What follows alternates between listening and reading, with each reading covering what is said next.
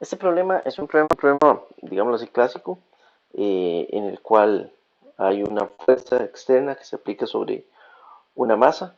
Hay una masa superior en la cual está agarrada de una cuerda. Y lo que nos piden es determinar fuerzas mínimas para que la masa de abajo, la masa M1, salga del equilibrio. eh, y en el segundo caso, que busquemos una fuerza, dada una fuerza, este, calcular la aceleración que pueda haber sobre la masa M1. Y por último, calcular la tensión que pueda haber en la cuerda que está amarrada a M2. Eh, es un poco más clásico en el sentido de que tenemos un sistema que no es necesario rotar.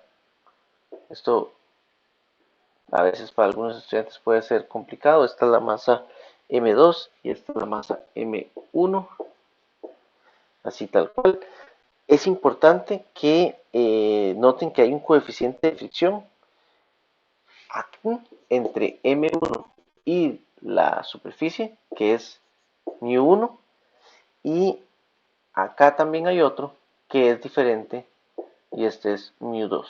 Lo que sí también nos dicen es que se pueden considerar los coeficientes, tanto el estático como el dinámico, como iguales, que la diferencia es despreciable.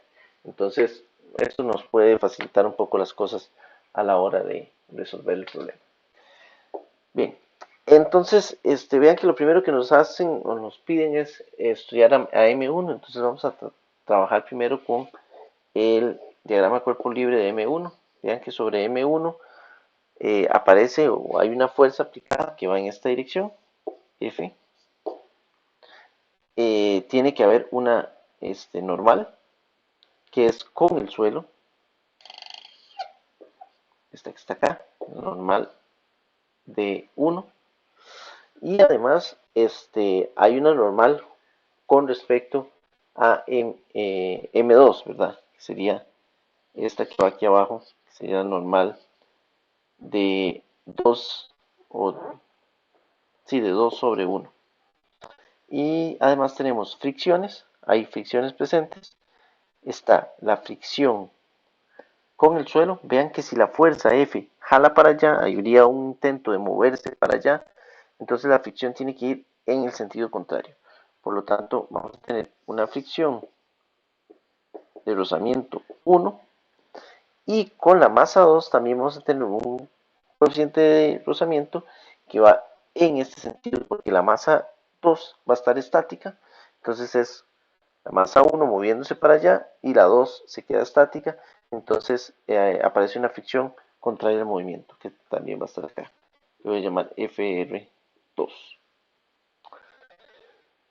Bien, entonces nos piden la fuerza mínima para que M1 salga del equilibrio. Entonces, lo que vamos a hacer es que vamos a calcular la fuerza en un instante, o calcular una fuerza que es leve o justo en el punto de equilibrio, sabiendo que cualquier fuerza mayor que esta va a hacer que salga del equilibrio. Entonces, lo que decimos es que la sumatoria de fuerzas en X va a ser igual a cero. Si es levemente mayor esta fuerza que aparece aquí, entonces ya sale el equilibrio. Entonces, ¿qué fuerzas hay presentes? Nada más nos queda que la fuerza F menos FR1 menos FR2 tiene que ser igual a cero. Eh, bueno, perdón, no tomé en cuenta también mg, ¿verdad? Tengo que tomar en cuenta aquí el peso. Puse la normal 2,1, pero no puse el peso. Y aquí me falta m, perdón, m1 por g. Eso también hay que considerar. Me hacía falta. Muy bien, entonces vean que tengo muchas incógnitas. Tengo la fuerza incógnita, tengo las fricciones. eh, Esto va a ser igual a N1 por μ1 más N21 por Entonces, esto, ninguna de estas cosas las conocemos. En realidad tengo tres incógnitas ahí, con el cual no puedo trabajar. Ahora, la sumatoria de fuerzas en Y también tiene que ser igual a cero. En el caso de Y, nos va a quedar que N1 menos N21 menos M1G es igual a cero. Entonces, tal vez de aquí yo puedo despejar que N1 va a ser igual a N21 menos M1G.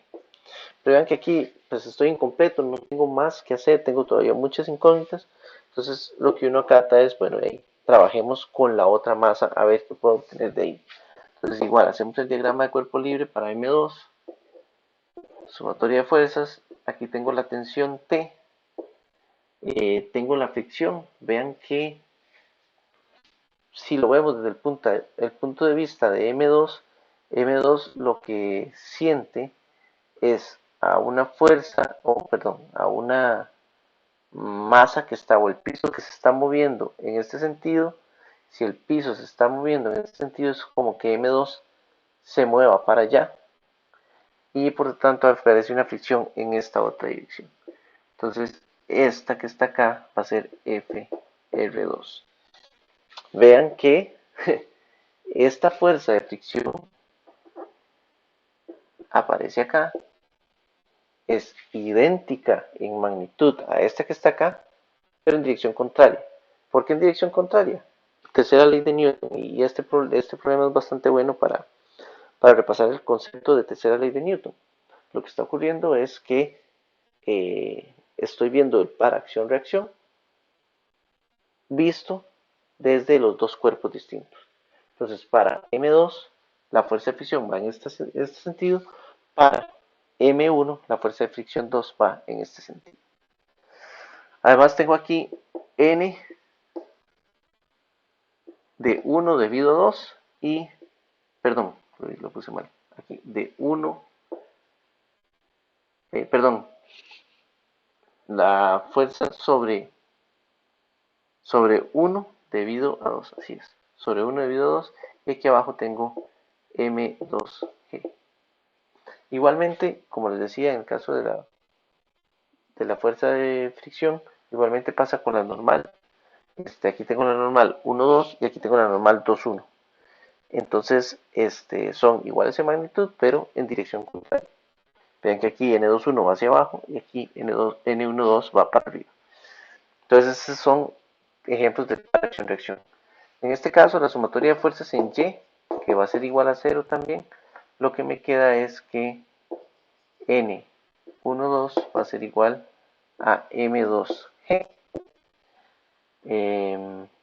Y además me va a quedar que la tensión va a ser igual a la fuerza de fricción 2. Y recordemos que, bueno, esto es la sumatoria de fuerzas en X, que esto va a ser igual a 0 también. Entonces, ahora sí, podemos trabajar un poquito más esto. Vean que de aquí yo puedo despejar N1 porque ya conozco N21. Entonces, sobre esta ecuación de acá, yo puedo decir que N1 va a ser igual a M2, perdón, esto aquí debe un más, perdón, aquí esto es un más. Entonces aquí me queda M2 más M1 por G. Y esto es importantísimo porque lo necesito para la sumatoria de fuerzas en X de acá. Entonces ahora sí, tengo que F va a ser igual a N1, que es M2 más M1 todo por G, por mu1, que sí lo conozco, más N21, que ya lo calculé por acá, es igual a en magnitud. Entonces más M2G por mu2. Entonces, con esta fuerza así, tal cual está calculada, no vamos a tener un cambio de equilibrio. Todavía se mantiene en equilibrio porque lo dije para que la sumatoria de fuerzas sea igual a cero. Pero a partir de este valor, si esto ocurre, entonces el sistema va a salir del equilibrio. Entonces eso es lo que nos están preguntando. ¿Cuánto es la fuerza mínima para que el sistema salga de equilibrio? A partir de este valor, entonces ya sale de equilibrio. Esa sería la parte A. Ahora bien, nos dicen que existe una fuerza y que esa fuerza me va a producir una aceleración. Entonces tenemos que calcular cuánto es esa aceleración. Vean que lo que ya hicimos no hay que desperdiciarlo del todo. Ahora sí es importante que tomemos en cuenta que la sumatoria de fuerzas en X para la masa 1, sumatoria de fuerzas en X va a ser igual a la masa 1 por la aceleración. Entonces de aquí me queda que F, que es dada, ahora F la conozco, FR1 menos FR2 es igual a 0. FR1 y FR2 no van a cambiar por el hecho de que exista aceleración. ¿Por qué? Porque ya nos dijeron que el coeficiente estático y el cinético los consideramos igual, entonces los coeficientes van a ser los mismos y las normales tampoco van a cambiar. Entonces, dado que esto es el caso, entonces me va a quedar que, perdón, aquí puse 0 por inercia, esto es igual a M1 por A, y aquí entonces me queda que F va a ser igual F menos FR1, que sería la normal 1, que ya dijimos que era G M1 más M2 por mu1 menos M2 por G, que es M2 por mu2. Y esto es igual a M1 por A. De manera que la aceleración A simplemente es mandar este dividir. Me va a quedar igual a F menos, aquí podría sacar el G, factor común, etcétera, pero creo que es innecesario.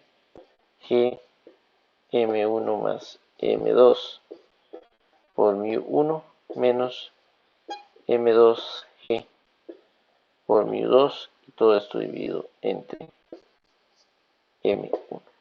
Y aquí ya tendríamos la aceleración. Y asumiendo que existe esta aceleración en la masa 1, pero que la fricción 2 no va a cambiar, M2 no se va a mover porque está amarrada por la cuerda, entonces esto no me va a afectar en nada. Entonces yo nada más a partir de lo que está acá puedo contestar la pregunta C. Yo sé que T es igual a FR2, que es igual a M2G por mu2. Y este sería el resultado de la parte C.